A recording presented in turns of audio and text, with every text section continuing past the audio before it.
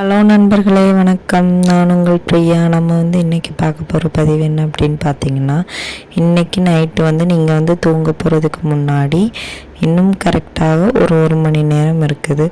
So இதுக்கு முன்னாடி இந்த பதிவு உங்கள் கண்ணில் படுது அப்படின்னா கண்டிப்பாக முருகர் என் மூலமாக உங்களுக்கு ஏதோ ஒரு சுப செய்தியை தருவதற்காக இந்த பதிவை உங்கள் கண்களில் பட வைக்கிறாருன்னு நான் நம்புகிறேன்.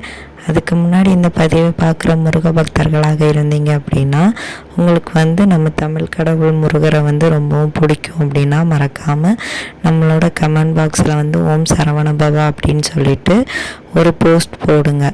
அதை பார்த்து நானும் தெரிந்து கொள்வேன் எவ்வளோ முருக பக்தர்கள் நம்மளோட பதிவை தினமும் பார்க்குறீங்க அப்படின்ட்டு.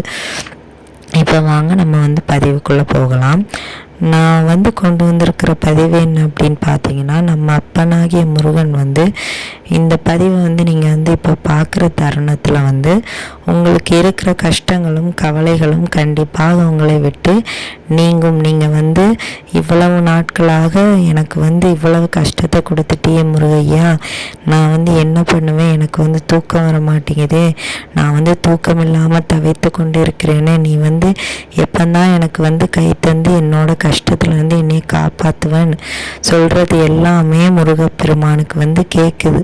ஆனால் அவர் செய்யக்கூடிய நன்மைகள் உங்களை அடைகிறதுக்கான காலதாமதம் ஆகிறதுனால நீங்கள் அவர் மீது சற்று கோபம் கொள்கிறீங்க.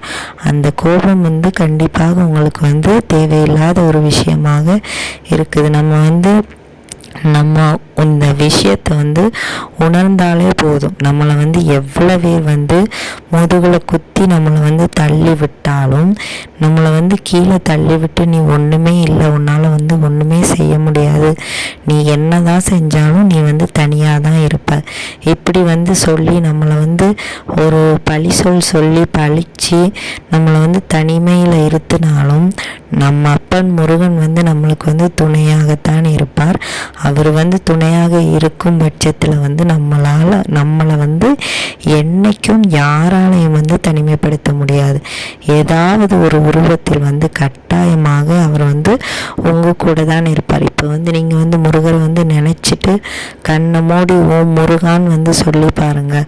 கட்டாயமாக உங்கள் தொலைபேசி மூலமாவது அவர் கண்டிப்பாக உங்களுக்கு ஒரு படமாகவோ இல்லை ஒரு குறுஞ்செய்தியாகவோ கண்டிப்பாக உங்களுக்கு காட்சி தருவார். எப்பொழுதுமே நீங்கள் இப்போ ஒரு வண்டியில் தான் ட்ராவல் பண்ணிகிட்டு இருக்கிறீங்க, அந்த டைமில் கூட எனக்கு யாரும் இல்லையே முருகா, நான் என்ன செய்வதுன்னு நினச்சி பாருங்கள்.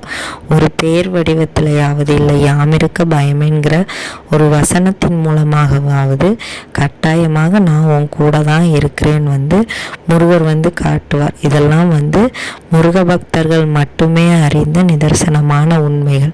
நீங்களும் முருக பக்தராக இருந்தீங்க அப்படின்னா உங்களோட இக்கட்டான சூழ்நிலைகளில் கூட நீங்கள் உங்களை யாராலையுமே காப்பாற்ற முடியாதுன்னு சொல்கிற தருவாயில் கூட உங்களோட வாயிலிருந்து வரக்கூடிய ஒரே விஷயம் முருகான்னு மட்டும்தான் இருக்கும். அது நம்மளை அறியாமலே நம்ம முருகர் மீது கொண்ட நம்பிக்கை. ஏன்னா நம்ம பல சோதனைகளை கடந்ததுக்கு அப்புறமா தான் முருகப்பெருமானோட காலடியிலே போயிட்டு அவர் தான் எனக்கு எல்லாம்னு சொல்லிட்டு நம்ம இருப்போம். அந்த நேரத்தில் உங்களுக்கு எவ்வளோ பெரிய கஷ்டம் வந்தாலும் மலை போல் பனி போல் விலகுன்னு சொன்ன மாதிரி நம்ம அப்பன் முருகன் நினைக்கும் போது எவ்வளோ பெரிய மலையளவு கஷ்டமாக இருந்தாலும் அவர் அந்த பனியளவு அதை குறைத்து தருவார். உங்களை யார் நீ வாழ்க்கையில் முன்னேறவே மாட்டேன்னு சொன்னாலும் நீங்கள் கவலைப்படாமல் அவங்கள பார்த்து ஒரே ஒரு வார்த்தை சொல்லுங்கள், இன்னைக்கு உனக்கு நாளைக்கு எனக்கு அப்படின்னு சொல்லுங்க. என்னப்பன் முருகன் என் கூட இருக்கார், நீ என்ன சொன்னாலும் எனக்கு எந்த கவலையும் இல்லைன்னு மட்டும் சொல்லுங்க. இல்லை அவங்க சொல்லும்போது உங்களுக்கு எதுவுமே பேச விருப்பம் இல்லைன்னா பேசாதீங்க. நீங்கள் மௌனமாக இருக்கிறது கூட உங்களுக்கு பெரிய பலம்தான். உங்களோட பேச்சினால் ஒருத்தங்களை வந்து நம்ம வந்து துன்பப்படுத்துறதை விட பேசாமல் அமைதியாக இருக்கிறதுனால அவங்க மனசு சந்தோஷம் கிடைக்கிது அப்படின்னா அது நம்மளுக்கு வந்து பெரிய ஒரு புண்ணிய பலன் தான். அதனால் வந்து நீங்கள் பேசாமல் இருந்தாலும் கூட எந்த விதமான பிரச்சனையுமே கிடையாது. உங்களுக்கு வந்து மன அமைதி தான் அதனால் வந்து கிடைக்கும். அதனால் உங்களை வந்து யார் திட்டினாலும் சரி, உங்களை பழி சொன்னாலும் சரி, நீ வந்து உருப்படவே மாட்ட, நீ வந்து முன்னேறவே மாட்ட, அப்படி வந்து உங்களை வந்து குறைச்சி எடை போட்டு கீழ்த்தரமாக திட்டினாலும் சரி, நீங்கள் வந்து எத்தையுமே காதில் வாங்காதீங்க.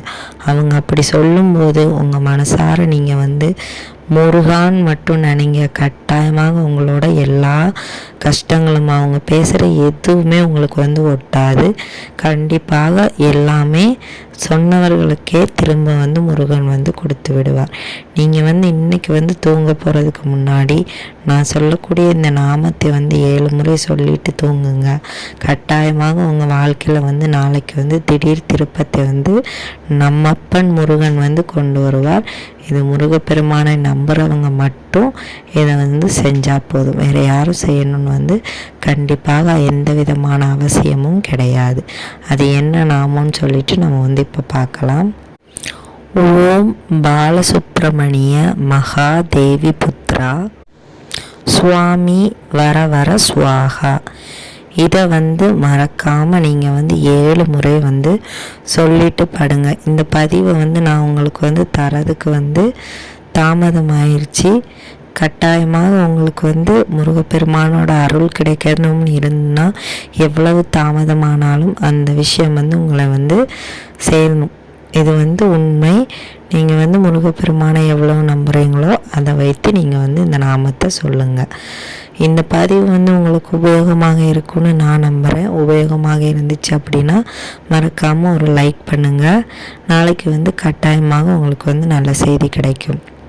ஓம் சரவணபவா போற்றி போற்றி. இந்த பதிவு வந்து உங்களுக்கு பிடிச்சிருந்துச்சி அப்படின்னா நம்மளோட சேனலை சப்ஸ்கிரைப் பண்ணி வச்சுக்கோங்க. இந்த வீடியோவின் முழு பதிவை பார்த்ததற்கு மிக்க நன்றி.